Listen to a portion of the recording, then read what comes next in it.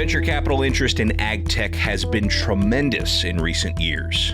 But what impact are we seeing on agricultural challenges like environmental degradation, labor, and farmer profitability?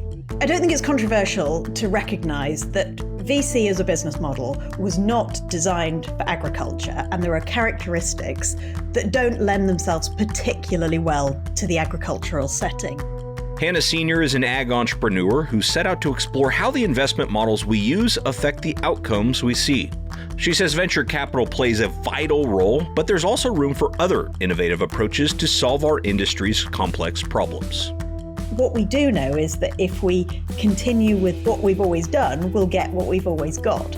And actually, it would be good to get more diversity into the kind of companies that are being backed, the kind of solutions that are being brought to market with greater pace. If we're going to talk about the potential for technology to positively impact the future of agriculture, this is an essential part of that conversation. I believe that there is an opportunity for us to change the way that we do entrepreneurship so that it has wider benefits over the long term. Hannah Senior of Innovating AgTech joins me on today's Future of Agriculture podcast.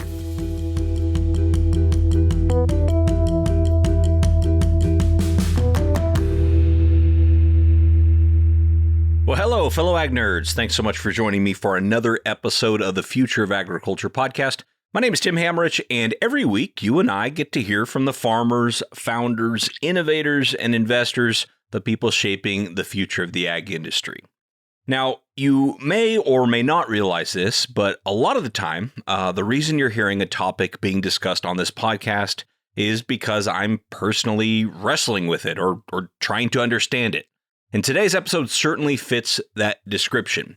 As cliche as this might sound, I'm genuinely interested in how innovative ideas can positively impact the future of the ag industry and our food system as a whole. And I'm really not all that interested in how much investment a company can raise or at what multiple they can exit or who makes money from that whole circus. Of course, we talk about that stuff because it does have an influence on how these innovative ideas get rolled out and whether or not they're successful. But it's really not my particular focus.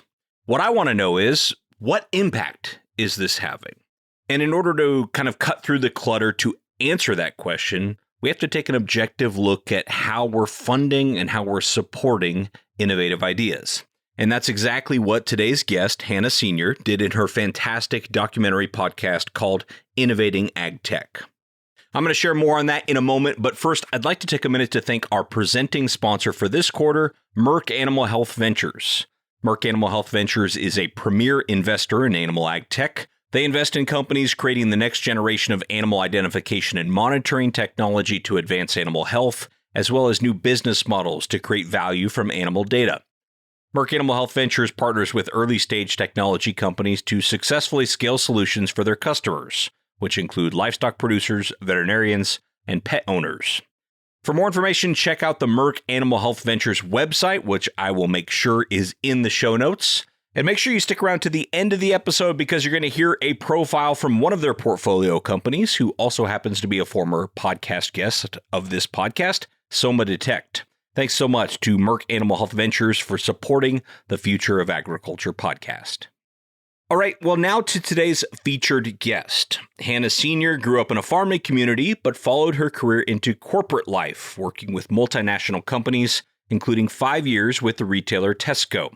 She completed an MBA at Stanford University before returning to the UK and to agriculture when she acquired PBS International. No, not the public broadcasting system. PBS International being the Pollination Bag Specialists, which is a company that makes products for plant breeders and seed producers around the world. She describes her professional expertise as a stool with 3 legs, one of them being agricultural technology, another one being entrepreneurship, and a third being plant breeding. Hannah holds board and advisory positions with several ag tech companies, including Crop Health and Protection, the UK's government-backed AgriTech Centre for Crops, and is vice president of the National Association of Plant Breeders. She's the host of 2 podcasts, Plant Breeding Stories, which interviews a diverse range of people in and around plant breeding, and Innovating AgTech, which is an audio documentary about how to better align interests and AgTech entrepreneurship between the environment, farmers, entrepreneurs, and investors. I first connected with Hannah when she was putting together this Innovating AgTech documentary-style podcast, and I was very eager to both listen to the 6-part series and share some of her takeaways and perspectives with you here today. I'm going to drop you into the conversation where Hannah is talking about how she ended up acquiring PBS International.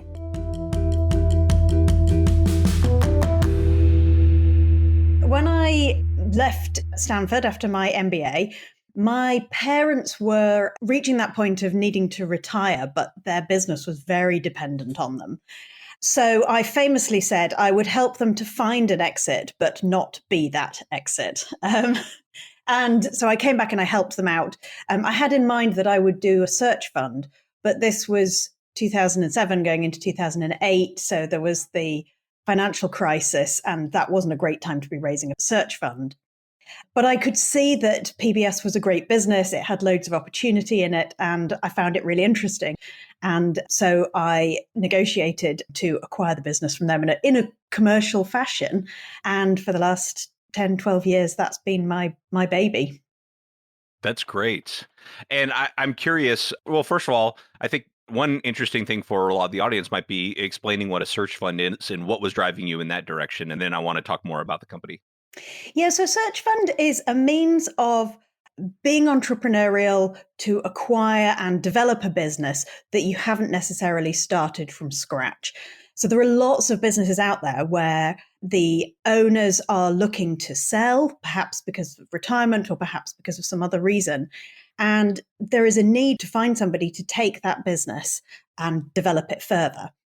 So the search fund is you find a group of investors who are willing to put money in to fund you to go out and look for a business to acquire. So they're backing you as an individual, you as an entrepreneur, to go out and find that opportunity and develop it. So they have the option to then invest in the company once it's been acquired.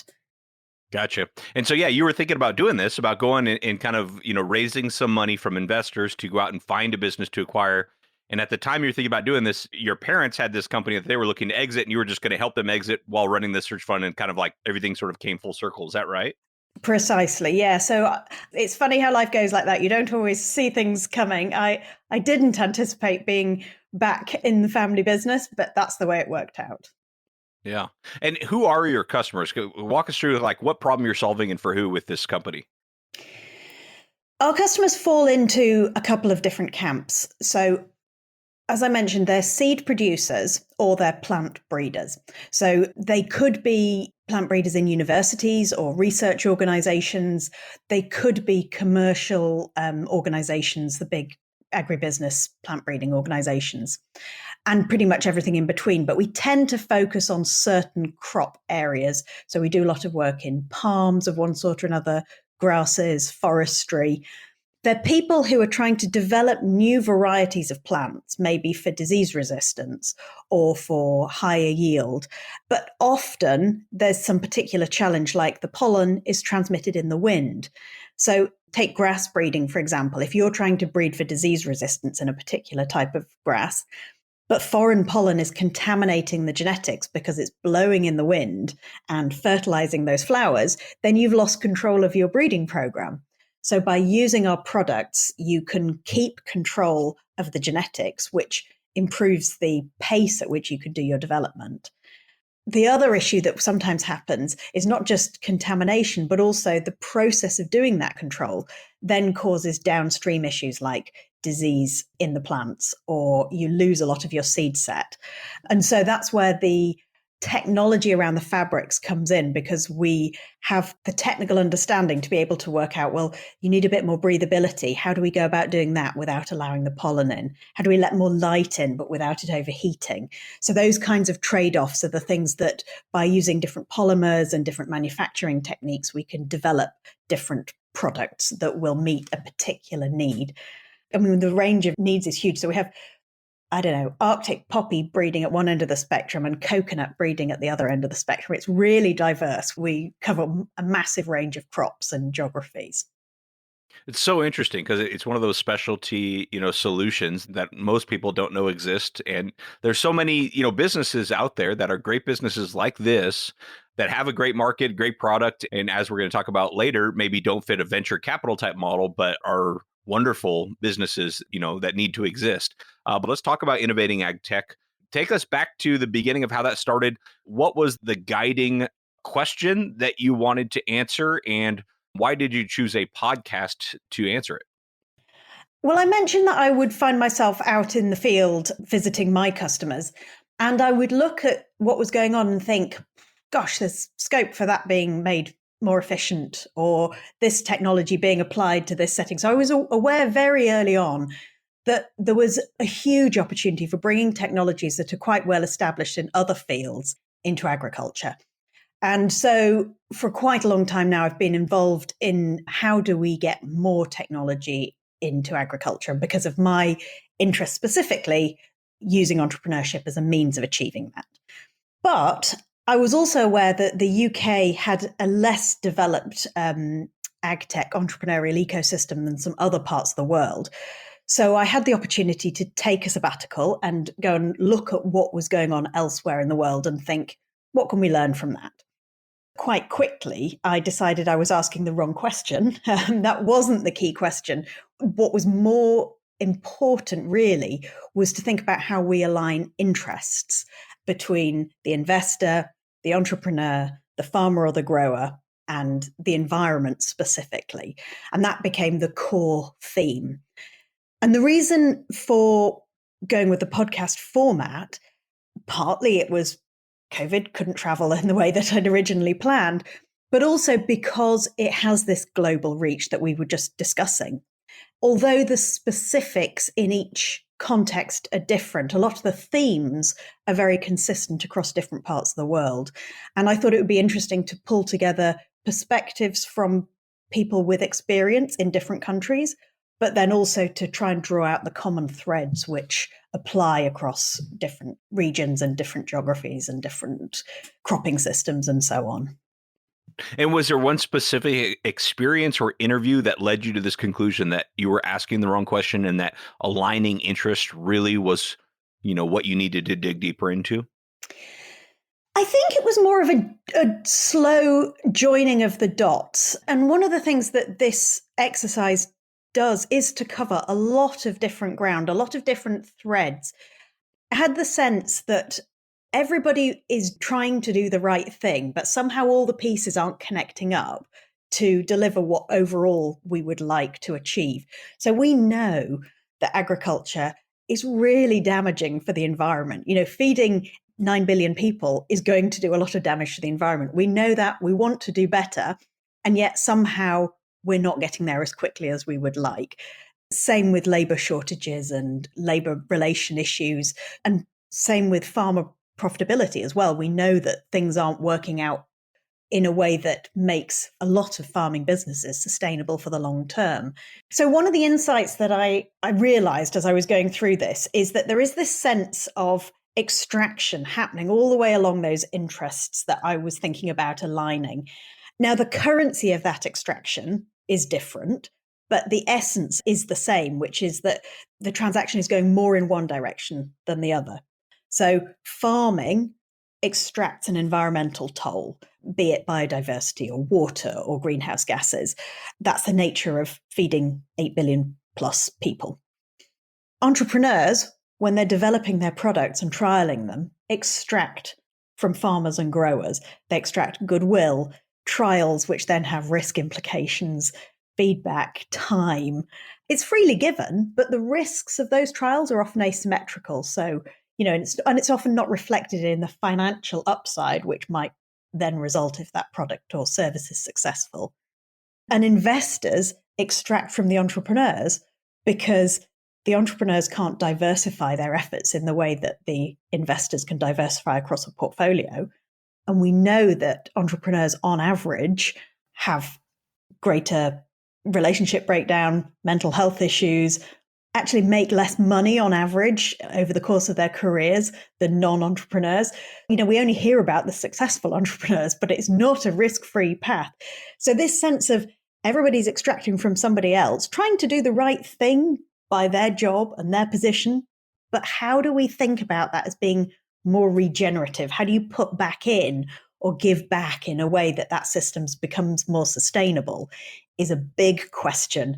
But it feels at times a little bit like, do you know that proverb I think it's an Indian proverb where the blind people are feeling an elephant and they're all feeling different parts. One person's feeling the tusk, one person's feeling the side, one person's feeling the leg. And they've all got different views and very firm convictions about what an elephant is based on the bit they're feeling, because they can't see the whole. And it sometimes feels like that. Everybody has their very firm views based on the bit that they're immersed in, but to try and join up some of those dots and make a bigger picture might be an interesting exercise. Yeah, and I don't know if you said this, but I think you definitely alluded to it, if not said it, which is technology is probably part of the solution, but it's probably not the whole solution. So this aligning interests probably needs to go beyond just ag tech, right?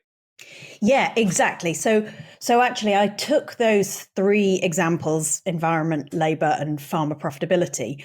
And in all of those cases, technology can be some, but not all. And actually, the history of technology is littered with technologies that can be used for good or can be used to make problems worse.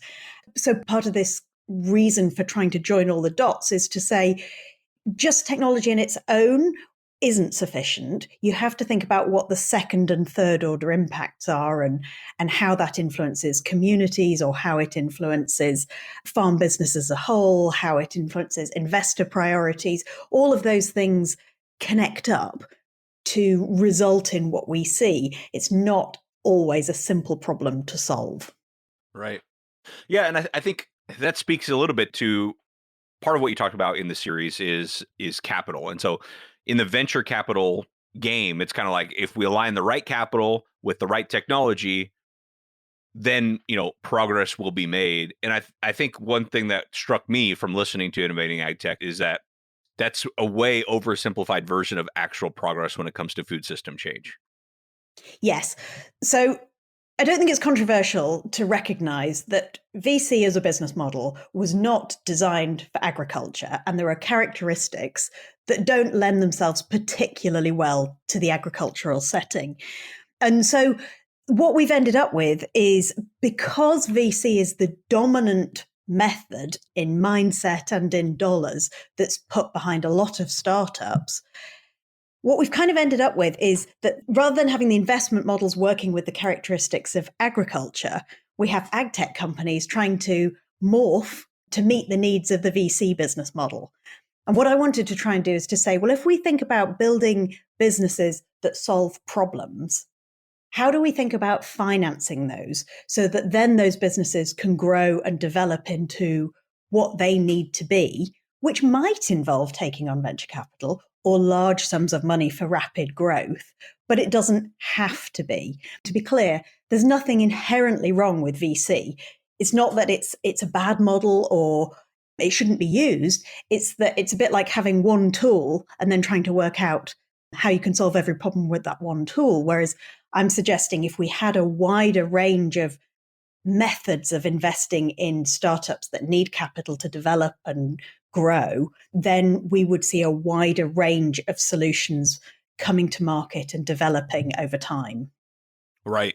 Which leads to the next logical question, which is kind of a parallel journey you and I have both been on, which is, okay, well, if VC isn't the fit for a vast majority of companies, what is the right fit? Is your only other chance kind of loans at the local farm credit? What's sort of in between those two things? And you came up with some interesting ideas, I think, in the course of your work. Can you maybe share what you found that might be interesting alternatives to venture capital? Yeah, so there are alternatives. Interestingly, for a sector risk capital provision, investing in innovative businesses, I was quite surprised how hard it was to find innovative models of actual investing. So it was harder than I thought it might be, but I did come up with some solutions. So some of them are quite well known, as you described, going to get a loan or find a single or a handful of wealthy investors who are willing to put capital in directly. But there are more models emerging over time. So crowdfunding is one, and I know you've had other guests who've talked about crowdfunding in the past, which is a method of many investors putting in small sums of money as opposed to a small number of investors putting in large sums of money. Now, that has the advantage of allowing, for example, potential customers or members of the public who have an interest in a particular technology to back an organization and to demonstrate their interest for and their enthusiasm for a particular solution. So there's some quite interesting things about that. Probably it's not suited to raising really large sums of money, but it's an interesting addition to the overall picture. There's also some methods which I talk about of moving between debt and equity. One of the things about agriculture is that it's often quite capital intensive and infrastructure intensive, and that doesn't lend itself well to equity funding in many cases. But there are two methods of moving between debt and equity, which I highlighted. One is an idea called convertible revenue-based finance. So I'll start with that. It's possible in all businesses, many businesses, to raise a loan using your revenues as collateral. So revenue-based finance in itself isn't particularly novel. What's interesting about this is that if your investors have an appetite for risk, then that model could be extended to earlier stage companies who are revenue generating but are at an earlier, riskier stage, but with certain structured caveats in, so that if they go on to raise a further round of investment later, perhaps because they've developed a new product, they want to expand into a new market, that could convert into an equity stake. So whereas it starts as being a loan with repayment terms structured in a way that the profitability or the growth of the business can keep it affordable, it could convert to an equity stake under certain circumstances, such as we want to go and do another raise in order to grow faster. So I think that's one interesting opportunity. Another interesting opportunity is this idea, which in effect goes the other way, redeemable equity. So it starts as an equity stake, but under certain circumstances, written into the agreement from the start, is an arrangement that allows the founders or the company to buy back that equity. Now, that has benefits for agriculture, for example, because it means that you don't need to depend on a big exit in the way that the venture capital model does. You don't need to sell the company or IPO in order to get a return because you've structured in when that return will happen. It's also been used sometimes because founders might want to buy back that equity in order to share it with employees. So sometimes it's used as a sort of method of having a more broad-based employee ownership kind of structure in businesses. But again, it's not essential for it to convert. It's just giving that optionality, which then works well with the longer timeframes that we see in agriculture. It's very interesting. So in that, the convertible equity arrangement, there would just be like a predetermined return on that investment of saying like, hey, I want to make X multiple on my invested, and you could buy it back, at that point. Is that right? Yeah, exactly. So to just take a step back for a moment, the way that venture capital works is that it's a portfolio approach. There's multiple investments across several companies, and the expectation is baked in that most of those companies aren't going to deliver a return at all. Some will deliver a modest return, but then really the overall economics of the fund are generated by there being just a very small number of outsized wins. So this whole focus on, trying to hit a home run, the really big 10x or bigger returns, which are then going to cover all of the companies that aren't so successful. And I was asking the question, well, why does it have to be like that? Couldn't you have smaller returns, but across a larger proportion of the portfolio? And I have to say, I quite often got the, oh, you don't understand, which was quite frustrating because I did understand. I just thought it was a legitimate question to ask. Now, this kind of thing, like the redeemable equity, allows you to have that sort of outcome. So you structure it up in such a way that you will get a return on your investment. It could be because you get a really big exit, or it could be because it gets paid back at certain times with a return that the investor considers acceptable. So you get a smaller average return per successful investment, but collectively cash on cash, you get returns that are comparable to, or sometimes even better than, those that you would see with the traditional VC structuring. Yeah, and part of the problem I run into, because I'm always looking to like, where's the story of success with this alternative funding models? And a lot of them are so new. Equity crowdfunding, perfect example of that. I don't know if there's been a successful exit of an equity crowdfunded ag tech company yet. We might just be too early for that. Do you know? No, I don't know of a successful exit on that yet. And actually, I suppose crowdfunding, again, it tends to be equity crowdfunding. I suppose it could be debt crowdfunding under certain circumstances, but it tends to be equity funding. But I think it is very new. What we're seeing with some of these more flexible methods of investing is that they're being done in pockets. So it might be, I don't know, urban regeneration in a particular local environment, or it might be one particular sector in one particular geography. So there are data points coming out, but they tend to be very dispersed, very disparate. And I think one of the things that's happening slowly over time is that as people who are experimenting with these different models in different locations are starting to build up the evidence and starting to connect up with others who are experimenting, we're starting to build some momentum towards, here is some evidence, these things can work, it builds a bit of confidence. And I think that's one of the things that interested me about sharing it with the AgTech community, is that we could be doing some of this experimentation and trying with different methods to build up that evidence that this is a way of financing companies that have something to offer, which may never make a unicorn status or may never grow to the scale that they can exit in a 7 or 10 year time period, but still have a lot to offer.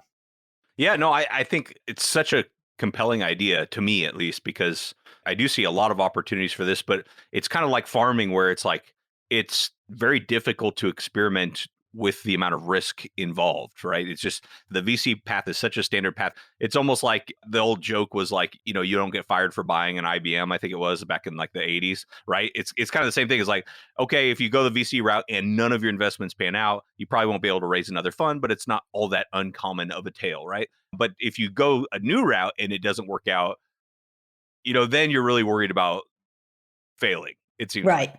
Right. And similarly for the entrepreneur, if you go, I raised some VC, here's how many millions of dollars I raised, then that's kind of like a badge of honor. And, oh, right, well done you for raising that fund. Even if it didn't work out, well, that's sometimes what happens.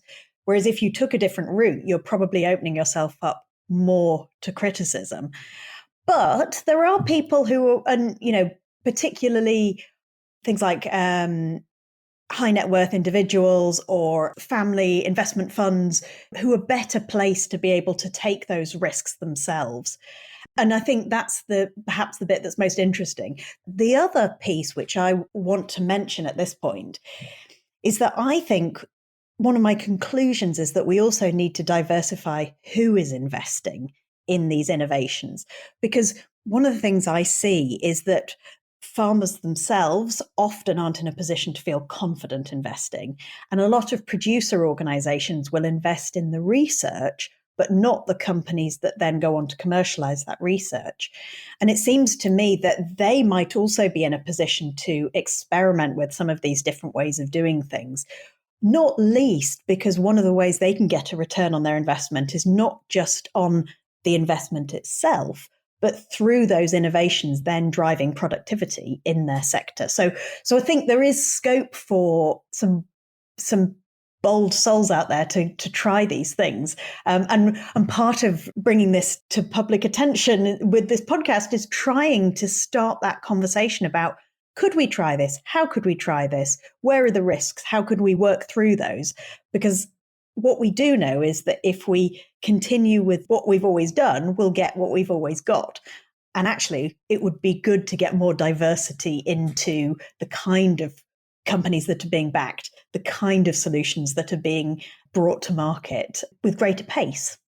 Yeah. And what we're talking about here, to get back to your aligning interest comment earlier, is aligning the interests of the investor with the interests of the entrepreneur with the interests of the customer, which in most cases in ag is going to be the producer. There's one interest I still see glaringly missing here, which is just like, the environment and the labor aspect. I could see where certain technologies could be friendlier for the environment and for labor, but I think it was Sarah Mock who actually said on your show about the ag tech success stories we point to really don't move the needle when it comes to either of those problems. Really, they're there to help the farm profitability problem. If we look at something like, the Climate Corp with, which is kind of ironic given the name. But anyway, so how do we kind of bring those interests in and align them as well? Yeah. I don't think there are easy answers, but I'm sure that one of the reasons for this diversification is that it allows non-financial returns to be taken into account in a different way. Again, hashtag not all. We know there are lots of VCs who are really focused on the overlap, the intersection between financial returns and environmental impact. But there are also lots of companies out there who go, yeah, I could go route A, which would be better for the environment, but route B is going to deliver the financial return that my investors are looking for. So I'm being pushed down the route of route B. Or I could invest in this company, which would be really good for, and I can see an exit for that. And it's really good for my financial returns. Or I could invest in that company. Not sure it's ever going to be a big enough market because they're focusing too much on environmental impact. So there is a bit of that tension in there. The other thing is taking a step back from investment models to thinking bigger picture. Part of the reason I kept going on about systems is recognizing that there's this whole interconnectedness between economic systems, social systems, environmental systems. And so thinking about investment in the context of that overall picture and how do you look at your returns as a whole is partly what impact investing is all about. How do you measure those non-economic returns? I suppose that's one of the problems that the whole investment community is facing. How do we measure those non-economic returns? And how do we factor those into what we're expecting from the companies that we invest in? But we do need this kind of radically different mindset, which is beginning to come through in some places, of thinking about, rather than trying to just isolate the financial returns, thinking about the broader picture as a whole. Is that how Regenerative snuck its way into the podcast? Is in that context? Oh, I was going to say that earlier, and I my train of thought went somewhere else. So you kind of touched on it. I was a bit hesitant using the analogy of regenerative agriculture because I know there's a big bandwagon and there's a lot of greenwashing going on and all the rest of it. But it just seemed to me there was quite a strong parallel. So if we go back 20 years, regenerative agriculture, this idea of working with nature and thinking about it as a whole system and not maximizing yield by using lots of artificial inputs, was a bit of a marginal, out there kind of way of thinking about things. Certainly no way to feed the world. But what's happened over time is that people have experimented with it and found ways of making it work, and it's given their businesses greater resilience. And over time, the impact on soils and ecosystems and so on has begun to be recognized. And consumer demands have started to say, well, actually, we're worried about the impact on soils and ecosystems. So we value those different ways of doing things and the impact that it has on ecological systems in addition. And that's why the bandwagon around regenerative agriculture has got moving. So the thing that struck me is that when we're talking about VC, it's a little bit like when we have monocropping with very large amounts of synthetic inputs.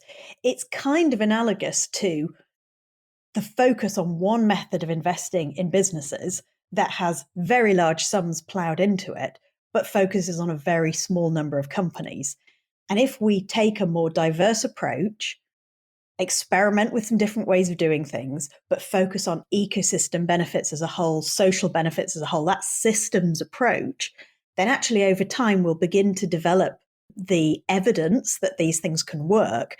And I believe that there is an opportunity for us to change the way that we do entrepreneurship so that it has wider benefits over the long term. Sure. Well, you did something that I love, which is you asked each of your guests to provide further resources for reading or listening or watching based on the information they shared. I'm curious, of those resources, are there any that stand out to you that you would encourage our audience? Obviously, the podcast, go listen to Innovating AgTech, but also any particular resources that you collected along the way that stand out to you? Well, if the investment pieces resonate, there is a really good book by Orny Patton Power called Adventure Finance. That's a really good read. So that addresses the finance side. You mentioned Sarah Mock. I really enjoyed her book, Farm, Another F Word.